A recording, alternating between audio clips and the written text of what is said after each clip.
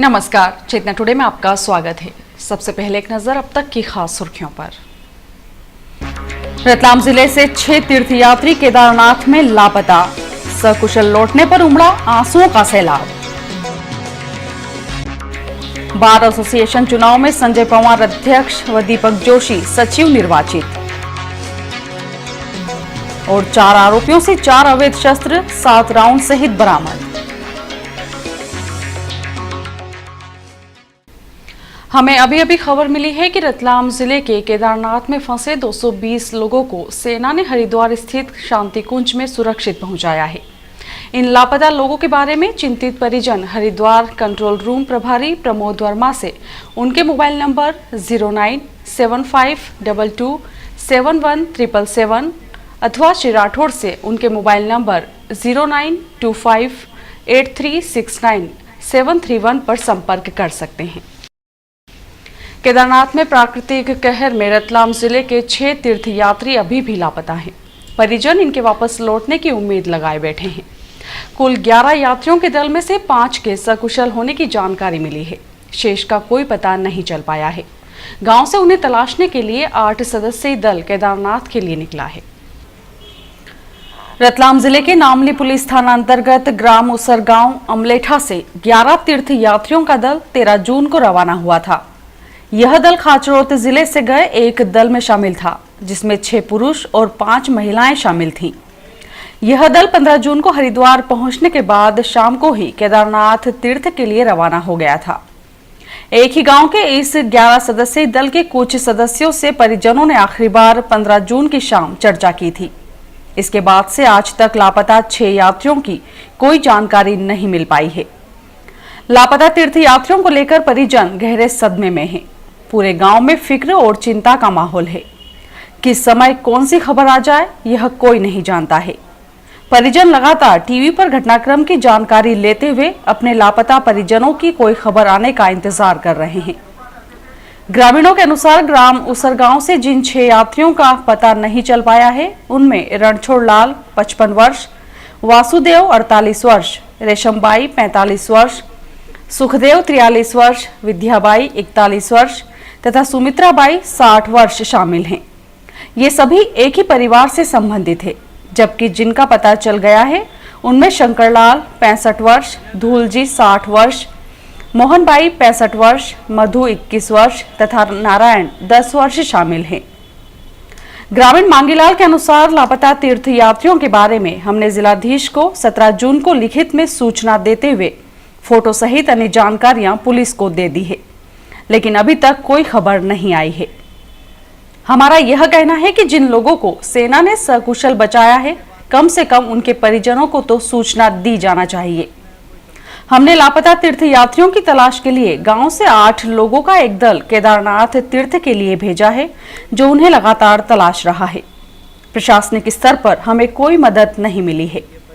हमें उम्मीद है कि सभी सकुशल लौट आएंगे। इस संपूर्ण मामले में जब हमने कलेक्टर राजू दुबे से चर्चा की तो उन्होंने बताया कि रतलाम जिले से लापता सभी तीर्थयात्रियों की जानकारी हमने गृह मंत्रालय के माध्यम से भिजवाई है। यह क्रम लगातार जारी है। जैसे ही कोई भी सूचना आती है, संबंधित को सूचना भिजवा रहे हैं। इस मामले में प्रशासन सजग है।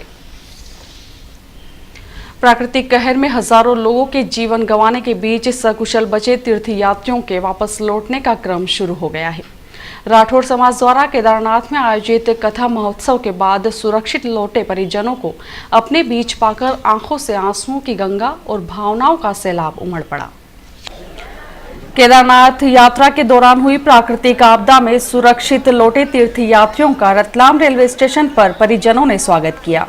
इन यात्रियों में वे लोग भी शामिल हैं जो राठौड़ समाज द्वारा आयोजित कथा महोत्सव में हिस्सा लेने गए थे।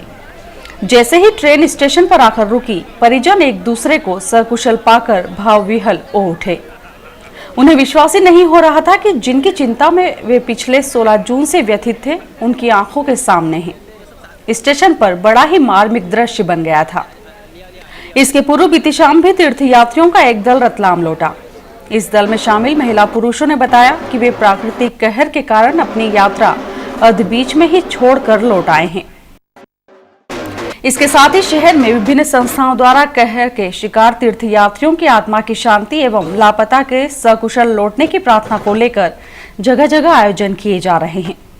शहर सराय स्थित शहीद चौक पर नागरिकों ने दीप और मोमबत्तियां जलाते हुए प्रार्थना की। कार्यक्रम में विभिन्न धर्म संप्रदाय के लोग शामिल हुए। इसी तरह अन्य संगठनों द्वारा भी जगह जगह प्रार्थना सभाएं रखी जा रही हैं। हम आपको बता दें, रतलाम जिले के केदारनाथ में फंसे 220 लोगों को सेना ने हरिद्वार स्थित शांति कुंज में सुरक्षित पहुंचाया है।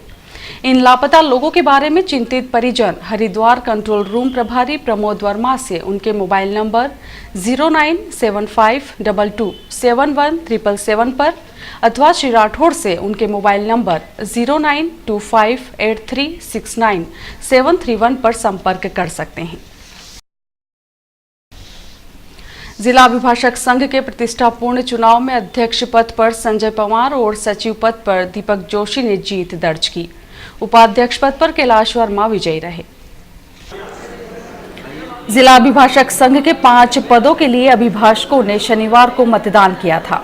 9 सदस्यीय कार्यकारिणी और सह सचिव पद पर निर्विरोध निर्वाचन हो चुका था। रविवार को निर्धारित समय पर मतगणना प्रारंभ हुई। निर्वाचन अधिकारी आशुतोष अवस्थी, संतोष त्रिपाठी, नीरज सक्सेना और सुनील पारिख के नेतृत्व में मतगणना शुरू की गई। मतगणना के अंतिम परिणाम शाम करीब 4:30 बजे प्राप्त हुए, जिसके अनुसार अध्यक्ष पद पर संजय पवार ने अपने निकटतम प्रतिद्वंदी आमीन खान को पराजित किया। संजय पवार को 230 वोट मिले, जबकि आमीन खान को 158 मत प्राप्त हुए। सचिव पद पर दीपक जोशी ने अपने प्रतिद्वंदी मुकेश नाग को 223 मतों से पराजित किया। सचिव पद पर यह अब तक की सबसे बड़े अंतर की जीत है। दीपक जोशी ने इस चुनाव में सर्वाधिक मत प्राप्त किए, जबकि उपाध्यक्ष पद पर कैलाश शर्मा विजयी रहे। उन्हें कुल 207 मत प्राप्त हुए, जबकि उनके प्रतिद्वंदी देवेंद्र सिंह गौर को 187 मत मिले। कोषाध्यक्ष पद पर कुशाल मारवाड़ी ने 319 मत प्राप्त किए। प्रतिद्वंदी जीवन मेहता को 170 मत मिले। पुस्तकालय सचिव पद पर राजेंद्र सिंह पवार ने 274 मत प्राप्त किए, जबकि शरद गोगना को 216 मत मिले। परिणाम घोषित होते ही विजयी अभिभाषकों को हार फूलों से लाद दिया गया और ढोल ढमाके गूंजने लगे। विजयी प्रत्याशियों का स्वागत करते हुए कोर्ट परिसर क्षेत्र में जुलूस निकाला गया।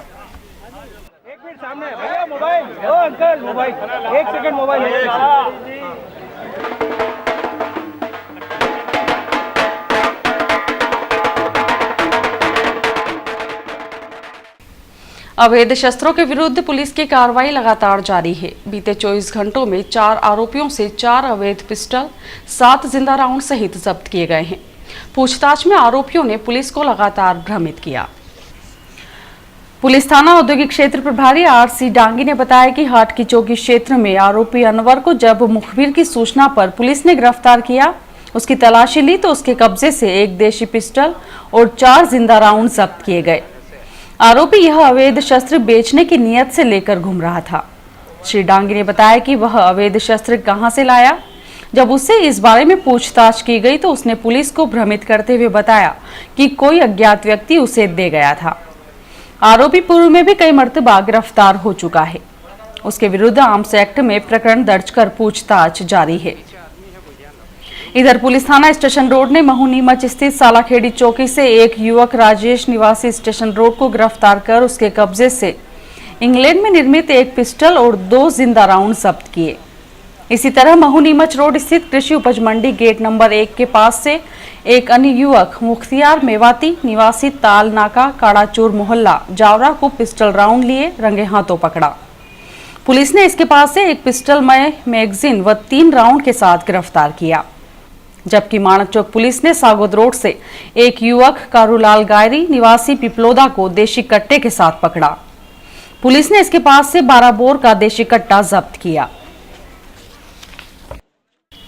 किसी भी अप्रिय स्थिति से निपटने में पुलिस कर्मियों को मुस्तैद करने के उद्देश्य से पुलिस लाइन में आपदा प्रबंधन पर कार्यशाला रखी गई, जहां पुलिस कर्मियों को आपात स्थिति में घायलों को मदद करने सहित अन्य प्रशिक्षण दिया गया। प्रशिक्षण कार्यशाला में एसपी डॉक्टर जी.के. पाठक ने उपस्थित पुलिस कर्मियों को बताया कि बारिश के दिनों में मकान गिरना, आग लगना, बाढ़ आना, गांवों का पानी में घिर जाना सहित अन्य हादसे होते हैं। ऐसे समय में आपदा प्रबंधन चुस्त दुरुस्त होना चाहिए। वर्तमान में जो सिस्टम हमारे पास है वह लगभग 100 वर्षों से भी अधिक पुराना है। उपलब्ध साधन और संसाधनों की मदद से आपदा प्रबंधन को श्रेष्ठ किया जा सकता है। इस दौरान पुलिस कर्मियों को गैस रिसाव के दौरान राहत कार्य में पहने जाने वाले मास्क सहित अन्य उपकरणों का प्रशिक्षण दिया गया। वहीं घायलों को तुरंत अस्पताल पहुंचाने के लिए उन्हें किस तरह स्ट्रेचर पर ले जाया जाए, इस बारे में भी जानकारी दी गई।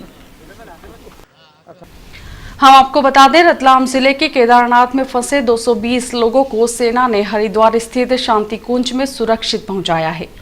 इन लापता लोगों के बारे में चिंतित परिजन हरिद्वार कंट्रोल रूम प्रभारी प्रमोद वर्मा से उनके मोबाइल नंबर 09752271777 पर अथवा श्री राठौड़ से उनके मोबाइल नंबर 09258369731 पर संपर्क कर सकते हैं। रविवार को महिलाओं ने अखंड सौभाग्य की कामना के साथ वट सावित्री पूनम का पर्व मनाया। जगह जगह वट वृक्ष का परंपरागत तरीके से पूजन किया गया। महिलाओं में पर्व को लेकर विशेष मान्यता के मुताबिक वट वृक्ष का पूजन करते हुए सूत का धागा लपेटकर परिक्रमा की गई। सत्यवान सावित्री है ना, उसने ये वट पूजा करी अपने अखंड सौभाग्य के लिए, पति के लिए करते हैं। पति की लंबी उम्र के लिए ये पूजा की जाती है, इसलिए वट सावित्री की पूजा की जाती है। डोसी गांव निवासी युवक हैदर खान का हाथ ट्रेन की चपेट में आने पर कट गया। जिला चिकित्सालय पुलिस चौकी के मुताबिक युवक के रेलवे फाटक क्रॉसिंग पर घायल होने की सूचना पर उसे भर्ती किया गया। उसकी हालत गंभीर होने पर इंदौर रेफर किया गया है। जावरा रोड महावीर नगर में एक टैंकर ने विद्युत पोल को टक्कर मारकर क्षतिग्रस्त कर दिया। विद्युत लाइन को नुकसान पहुंचने से इस क्षेत्र में काफी समय तक विद्युत आपूर्ति प्रभावित रही। बाद में विद्युत विभाग ने लाइन को दुरुस्त कर विद्युत प्रदाय बहाल किया। प्रमुख रहवासी क्षेत्र में भारी वाहनों की आवाजाही पर नागरिकों ने आपत्ति दर्ज करवाई है। और अब लेते हैं एक छोटा सा ब्रेक। रतलाम विकास प्राधिकरण प्रोजेक्ट क्रमांक 1 माही विहार प्रोजेक्ट क्रमांक 2 योगी विहार की अपार सफलता के पश्चात शहर के नागरिकों को उचित दर में भूखंड प्राप्त करने का सुनहरा अवसर लेकर फिर से आए हैं मां कालिका विहार प्रोजेक्ट क्रमांक 3, जिसका पंजीयन दिनांक 3 जून से 2 जुलाई 2013 तक, लॉटरी ड्रा 8 जुलाई 2013 को। आवेदन प्राप्ति एवं जमा स्थल यूनियन बैंक शाखा धान मंडी एवं लक्कड़ पिठा। तो जल्दी करें, सीमित भूखंड उपलब्ध हैं। अजा, अजजा और पिछड़ा वर्ग के लिए अनुविभागीय अधिकारी राजस्व का प्रमाण पत्र ही मान्य होगा। उक्त कॉलोनी के संबंध में सभी प्रकार की जानकारी रतलाम विकास प्राधिकरण कार्यालय से प्राप्त की जा सकती हैं।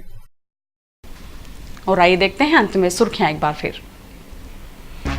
रतलाम जिले से 6 तीर्थयात्री केदारनाथ में लापता, सकुशल लौटने पर उमड़ा आंसुओं का सैलाब।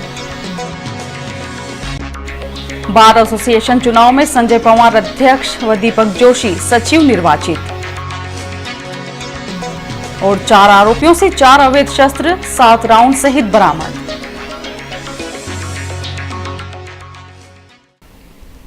चेतना टुडे में आज बस इतना ही। हम फिर उपस्थित होंगे नई हलचल के साथ। तब तक के लिए नमस्कार।